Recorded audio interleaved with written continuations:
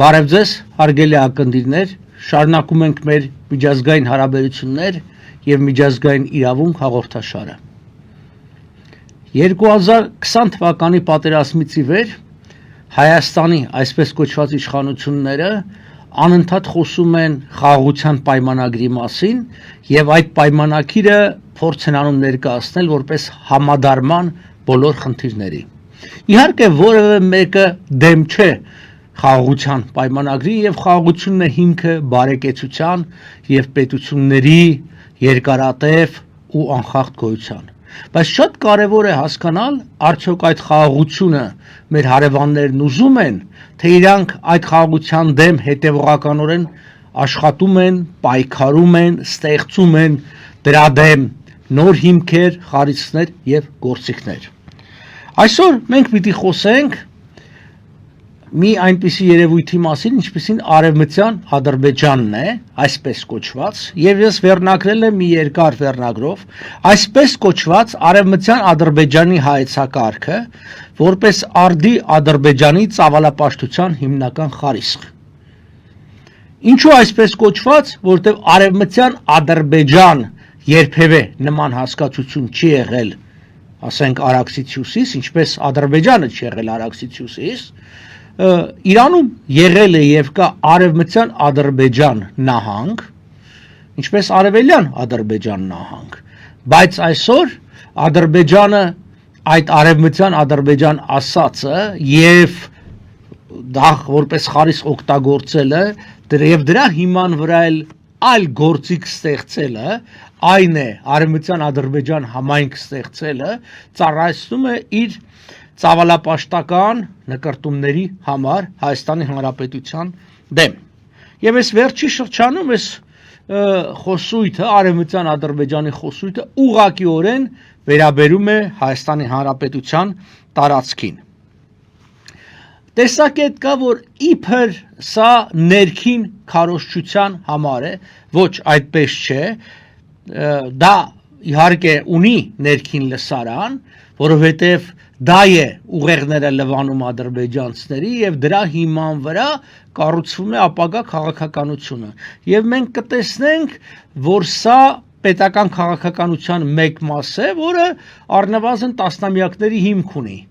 բայց այսօր այն արդեն բարձրացվել է ամենաբարձր մակարդակի և իրենք հսկայական ռեսուրսներ են ներդնում այդ գործով։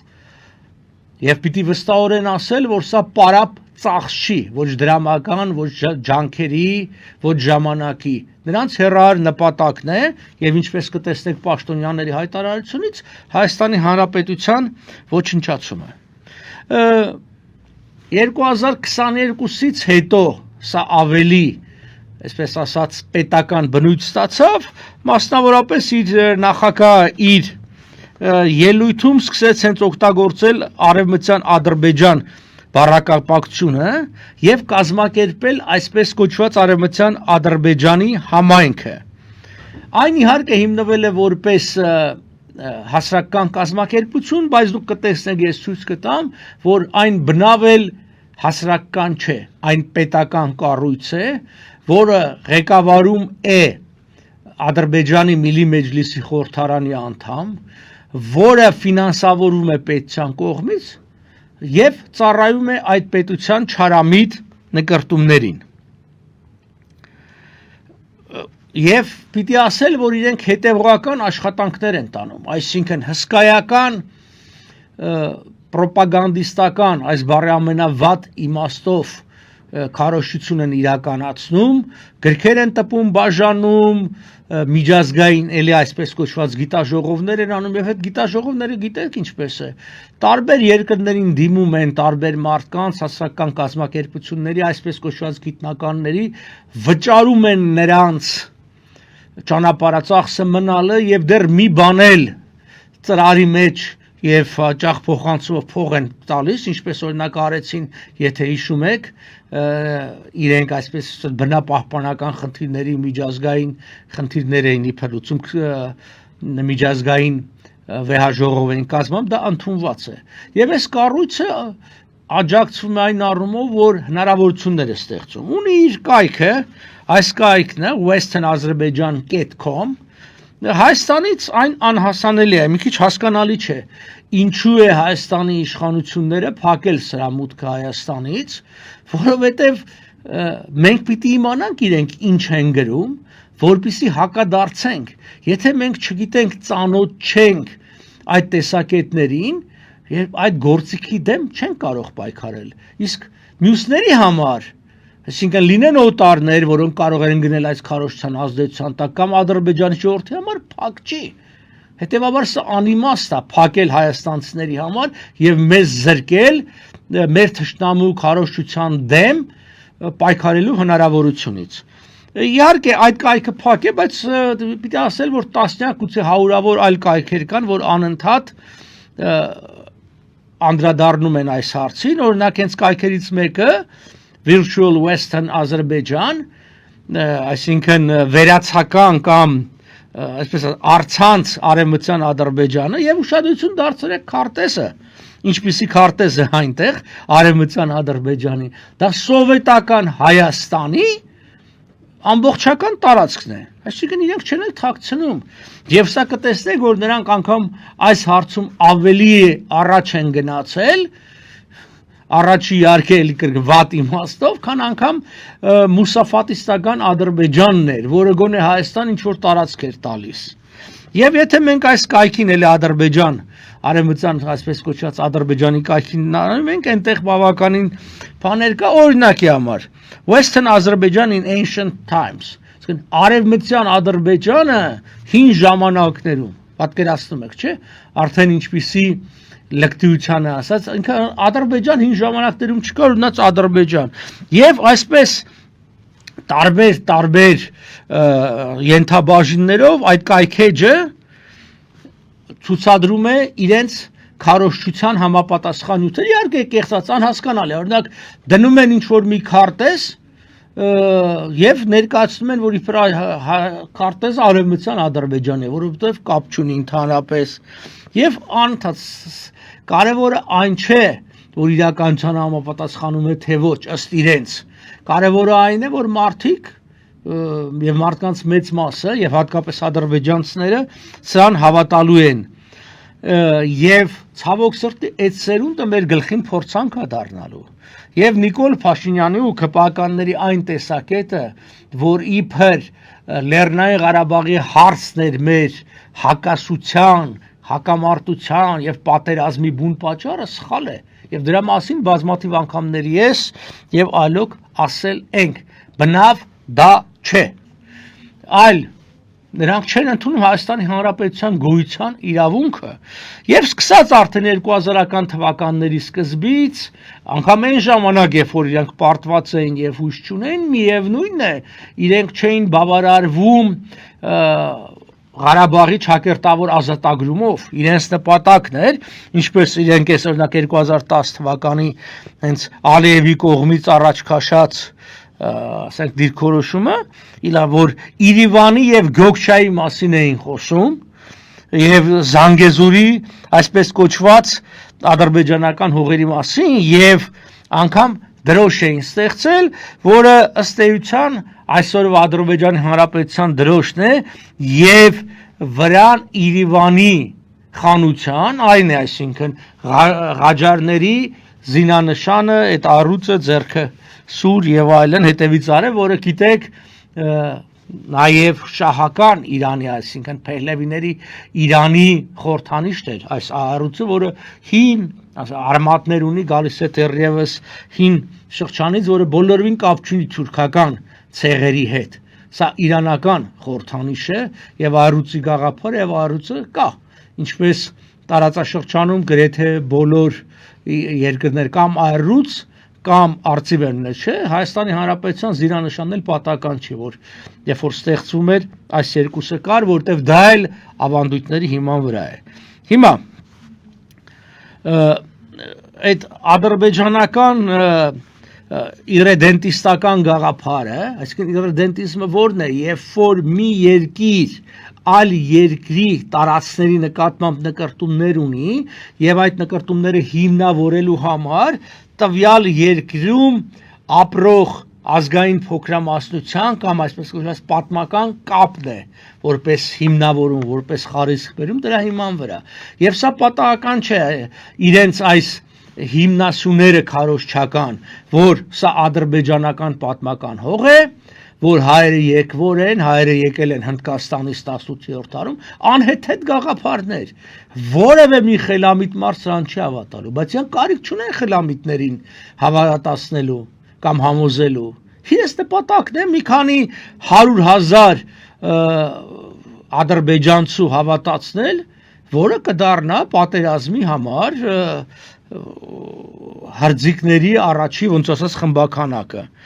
Եվ իրենք արդեն կրկնում եմ տասնամյակների վեր, օրինակ Գյոքչե Զանգեզուրի հանրապետության կամ Երևանի հանրապետություն էին կոչում։ Սա 2000-ականներին, 2000-ական տասականներին դեռևս արևմտյան Ադրբեջան ձևակերպումը չկար։ Դա ավելի 10-ից հետո եղավ։ Հիմա 2003-ին ես մի քանի այսպես հղումներ եմ վերել, որ պարզ լինի, որ դեռևս ասենք այդ ժամանակներից 2003-ին Ադրբեջանի այդ ժամանակվա պաշտպանության նախարար Սաֆար Աբիևը հայտարարեց բառացի. հայկական պետությունը ստեղծվել է Ադրբեջանի օկուպացված տարածքների վրա 29000 քառակուսի կիլոմետր տարածքով։ Իսկ մենք տեսնում ենք, չէ՞, հատուկել նշված է 29000, որ հանկարծ չմտածեք, որ ձեզ անգամ մի քանի հազար քառակուսի մետր թողելու ենք որպես գերեզմանոց, էդ էլ չենք թողելու, անգամ գերեզման չեք ունենալու։ Եվ սա 2003 թվի մասին է։ Եթե ներկայիս այսպես կոչված ղեկավարները մի փոքր ավելի քաղաքականության մեջ հմտացած ու իրազեկ լինեին, կհասկանային, որ նման հայտարարություններ անելու պարագային չի կարող երկրի համար միայն խնդիրը լինել Արցախի հարցը եւ Արցախի հարցի լուծումով խնդիրը չի փակվելու։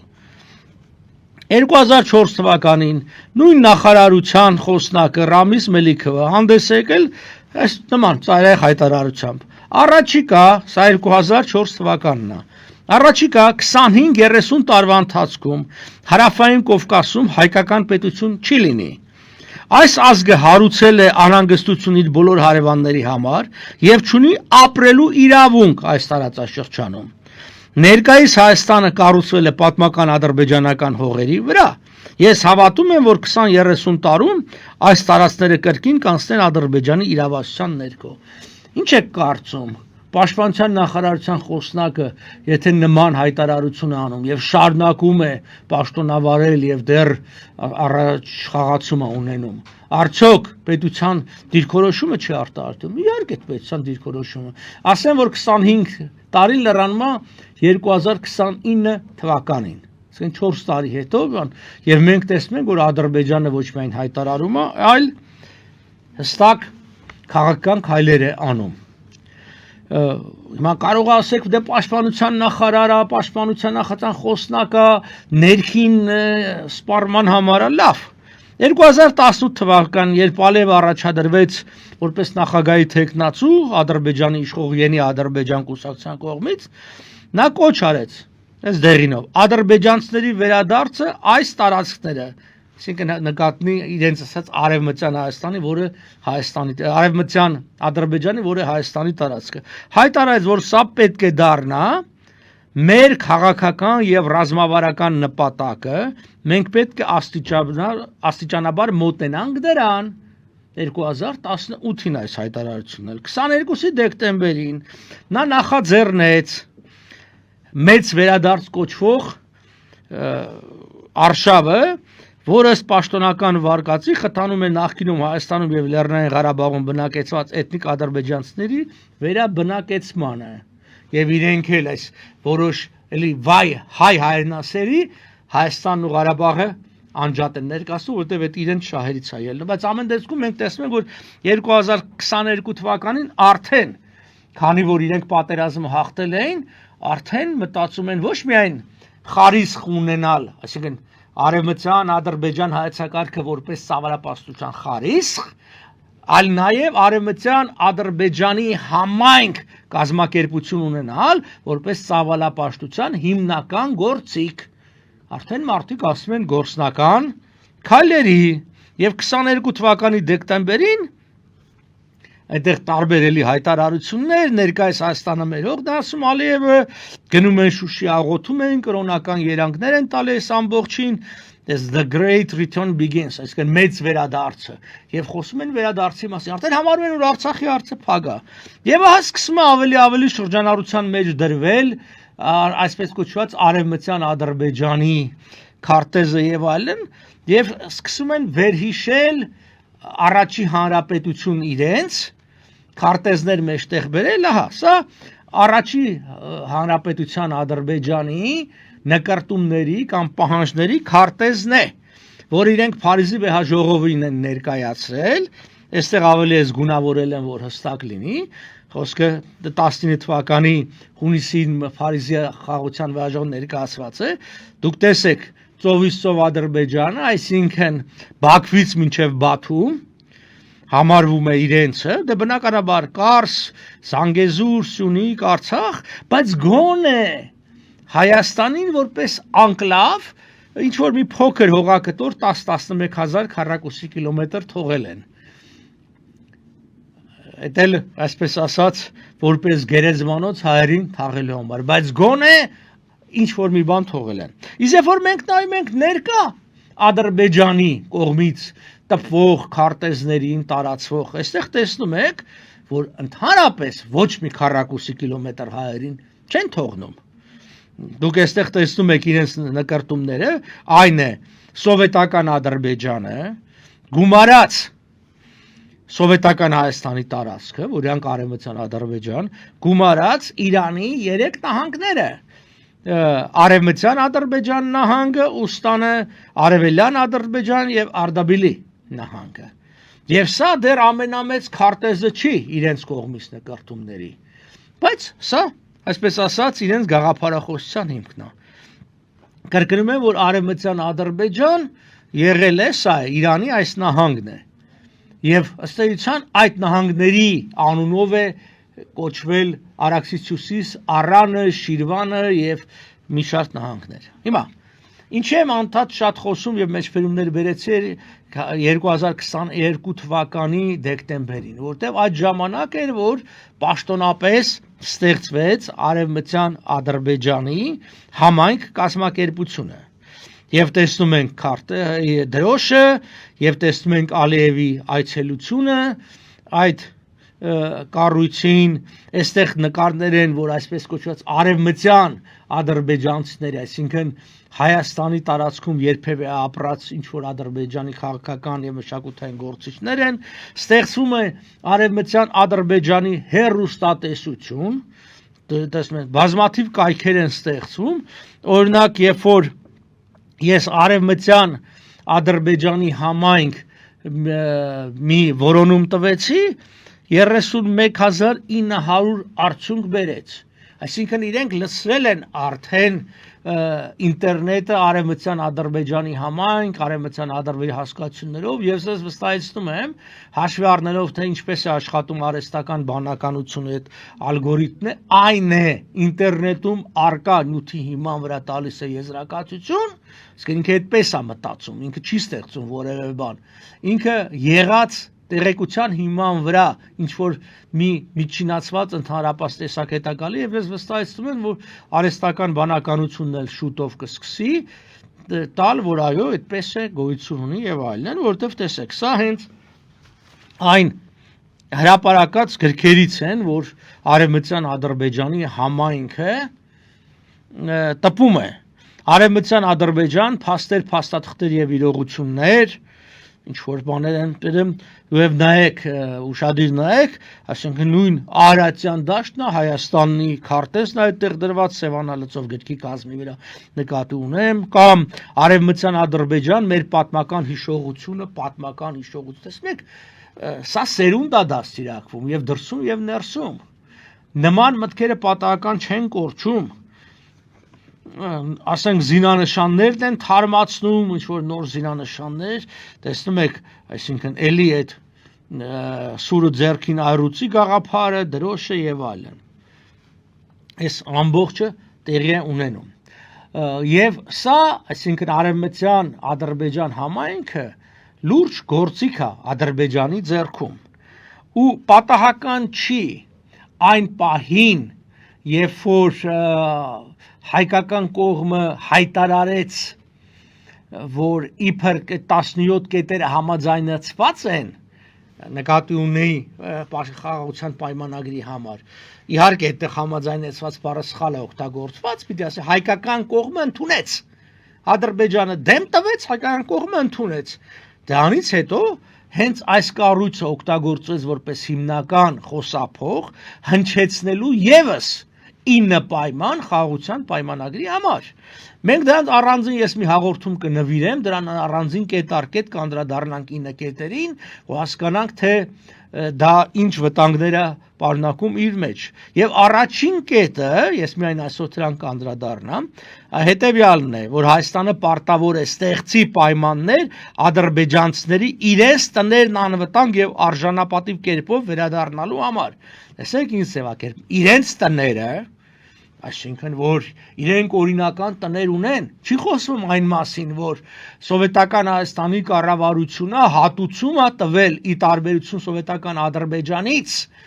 գաղթած հայերի, որոնք ոչինչ չստացան, սրանք բոլոր այդ հատուցումները ստացել են, եւ նրանց արտագաղթը Հայաստանից պայմանավորված է եղել հենց այդ Սումգայիթի ջարդելով եւ վերաբերմունքով հատուցում։ Իրենց տները, հետո անվտանգ եւ արժանապատիվ, թվում է բառեր են, չէ՞, բայց անվտանգ այդ ի՞նչ է նշանակում, որ իրենց անվտանգությունը պետք է ապահովվի։ Իսկ եթե չի ապահովում, ասենք հայկական կողմը, բնականաբար դա անելու ադրբեջանական կողմը, ինչ ձևով բնականաբար զորքեր մտցնելով։ Արժանապատիվ, այսինքն արժանապատիվ օրինակի համար իրենք պիտի ունենան, չգիտեմ, ադրբեջաներենը որպես երկրորդ լեզու։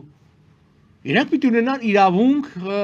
իրենց մեկնաբանություններով դասագրքերը Հայաստանի տպել են, ինչ իդեպ անում Հայաստանի իշխանությունը եւ այլն, եւ վերադառնալու մասին է խոսում։ Եվ կրկնում եմ, այդ գործիքը ստեղծված է, դա կատարվում է։ Տեսեք, սա Արևմտյան Ադրբեջանի շենքն է, այդ համայնքի շենքն է, որը տրամադրել է Իլհամ Ալիևը եւ ստեղծել է 22-ի դեկտեմբերից հսկայական միջոցներ, տեսնում եք։ Մեր իշխանությունները ամեն ինչ արեց, որ ինձանից խլի իմ գրադարանը, որի մեջ Հայաստանի գոնե KGB-ի որոշ գործիչներ բացական տեր ունեցան եւ 7 տարիա չեմ կարողանում իմ արխիվային նյութերը եւ գրքերը հետ ստանալ անգամ դատական ճանապարհով, որի վրա առանց պետությունից բան ուզելու կատարեմ իմ աշխատանքը, գոնե հակակշռեմ։ Իսկ տեսեք իրենք ինչ են անում։ Սա օրինակ դա ղեկավար կազմերն, այսինքն աշխատակիցներն են այդ Արևմտյան Ադրբեջան համայնքի կառույցի, որը կրկնում եմ, հիմնական գործիքն է Ադրբեջանի ներկայիս սահմանապաշտության համար, որովհետև արդեն Ղարաբաղի հարցը համարում են լուծած եւ այլն։ Սա այդ ղեկավարի Ազիզ Ալիքբերլիի, որ Ալիքբերը վեր իմ Ալիքբերլիի աշխատասենյակն է եւ նայեք, չէ՞, Հեյդար Ալիևը, Իլհամ Ալիևի նկարները պատին, նաեւ սեղանին դրած, երկուսի էլի նկարներ, այսինքն մի հատը պատին քիչ է, նաեւ իր կողքի սեղանին դրած, եւ միթե սա հասարակական ոչ պետական կառույց է, իհարկե ոչ։ Իհարկե ոչ, եւ իրենք հնչեցնում են եւ պետք է շատ զգույշ լինել, որտեղ իրենք ինչ որ ասում են, դա նշանակում է պետությունը դրա հետևից գնալու է, որտեղ այդ միջոցով հնչեցնում է, բարձրաձայնում է եւ բոլոր այդ 17 պահանջների մեծ մասը եւս այդպես է արվել։ Հասարակական կազմակերպություններով հնչեցվել են, մասնավորապես հիշում եք, չէ՞, Լեռնային Ղարաբաղի, Արցախի շրջափակումը ինչ եղավ, բնապահպանների կողմից շատ խելոք են վարվում, ասեմ ցես բանը։ Բայց Ալիևը գնալով ավելի բացահայտ է գործում, օրինակ սա արդեն 2010 թվականից իր այդ ելույթներն է, մենք իրեն 10 տարի պետք եղավ, 12 անգամ, 10-ից մինչև 22 թվականը, որպեսզի առանձին կառույց ստեղծի։ Ինչի՞ չէր ստեղծում, որովհետև դե Ղարաբաղի հարցը կար։ Նա այլ հենքով, նա դեօկուպացիայի անվան տակ դա արեց, իսկ հիմա որպեսզի կարողանա ապահովել հիմքեր Հայաստանի վրա հարձակվելու, դա ասում է պիտի վերադարձի իրավունք ունենան։ Եվ շատ հետաքրքիր է, որ վերադարձի իրավունքը, երբ որ իրենք սկսեցին խոսալ, մեջտեղ բերեցին ի հակակշիռ հայերի այդ իրավունքեր։ Բայց հիմա տեսեք, հայեր այլևս չկան Լեռնային Ղարաբաղում, Արցախում, բայց սան այլ բնույթ են տվել եւ առաջ են գնում։ Եվ իրենք պիտի ասել, որ շատ բաներով են կրկնօրինակել Հայաստանը, ինչ որ մեկ օրինակի համար սա այդ գիտեք, մարտի 31-ի այսպես կոչված բանի ադրբեջանցիների ցեղասպանության օրն է։ Իսկ այն ոնց կլինի հայերը ունենան ցեղասպանության օր, իրենք չունենան։ Եվ այստեղ խոսվում է 1918 թվականին այսպես կոչված 16000 մարդու սպանության մասին։ 16000 ադրբեջանցի է սպանել։ Մի հատ համատեք նախ ծավալները 16000, երկրորդը սա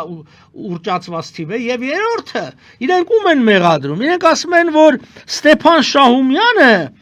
հակահեղափոխության դեմ պայքարի անվան տակ կոտորել է ադրբեջանցիների, իսկ հայեր ինչու են մեղավոր, որովհետեւ Արմինին պանացիոնալն է։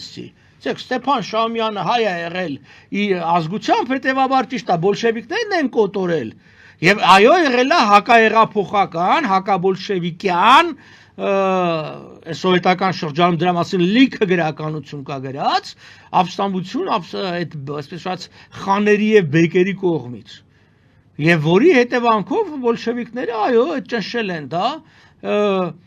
Եվ շատ հետաքրքիր է, որ այստեղ խոսվում է բոլշևիկների եւ հայերի, մասնավորապես դաշնակցության համագործակցության մասին Բաքվի պաշտպանության գործում 6000 ըստ իրենց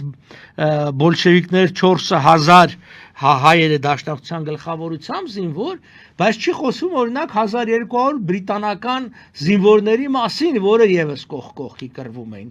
Ասենք բրիտանացիները բոլշևիկների հետ միասին թուրքերի դեմ էին 18 իհարկե, որովհետև թուրքերը թշնամի էին եւ թուրքերը ժողովուրդ էին կոտորում։ Ասած ցեն է, որ իրենք ամեն սուտ եւ ճիշտ օգտագործում են իրենց քարոզչության նպատակներով։ Իսկ ճիշտը ինչպես է։ Կա ինչ որ մի փոշեհատիկ, որը ուրիշ է, բնույթով էությամբ ընդգրկում, օրինակ, այո, եղել է ընդհանուր եւ որոշակի զոհեր ադրբեջանցիներն ունեցել են, ինչպես հայերը եւ այլն, բայց սա ամբողջովին խեղաթյուրվում է եւ այդ ձևով ներկայացվում է բանը։ Հիմա այս վերջի մարտ 17-ի բառացիորեն հայկական կողմի հայտարարությունից հետո հաջորդ օրն է թե մյուս օրը արված այս հայտարարությունն է, ինչպես բանը ոչ միայն բնականաբար պահանջներն են ներկայացնում, այլ պահանջում են այս վերջի կետով միջազգային հանրությունից ճնշում բանեցնել Հայաստանի վրա, որպեսզի այս 9 պահանջները իրականացնի։ Այստեղ այս 9 պահանջներն են, ես սրանց չեմ անդրադառնա հիմա, հետո կանդրադառնամ, այսօր այսքանը ամփոփենք եւ ասենք, որ արևմտյան Ադրբեջան հայեցակարգը, որը սաղմնավորվել է 2000-ականների սկզբին, Հայաստանի, սովետական Հայաստանի տարածքի նկատմամբ ունեցած իրենց նկրտումներով, 2010 թվականին այն թամբել է Իլհամ Ալիևը եւ աստիճանաբար դա զարգացրել է, 2022-ին ստեղծել է համապատասխան գործիք Արևմտյան Ադրբեջանի համայն կանոնով, որն էլ արդեն ստեղծել է մի ամբողջական գործիքակազմ, թե ինչպես օգտագործվի հեռուստատեսություն, կայքեր, տպագրություն, դիմումներ, տարբեր կառույցների եւ այլն, եւ սա հիմք է նախապատրաստում Հայաստանի Հանրապետության վրա հարձակվելու եւ հայոց պետականությունը ոչնչացնելու, եւ սա կատակ չէ։ Եվ սրա դեմ առնել միայն այսպես կոչված խաղաղության պայմանագրով հնարավոր չէ։ Երբ որ տեղը գա, անգամ ստորագրված թուղթը նրանց չի զսպելու։ Միակ տարբերակն է, որ այս պետությունը, այսպես կոչված այս ղեկավարները դադարեն զբաղվել մանր բաներով, չգիտեմ, վարորդական իրավունքների հարցով թե քննություն տալիս են թե չէ, երբեմն տպավորում է, որ մենք թաղապետարան ենք եւ լրջորեն զբաղվել առաջին հերթին դաշնակցային հարաբերությունների կերտմամբ լուրջ, խորը, ընդգրկուն, ռազմաքաղաքական արևմուտքի հետ եւ նաեւ որի հիման վրա արդեն պետություն եւ բանակ վերակազմավորելու, կառուցելու համար։ Այսքանը ցտեսություն։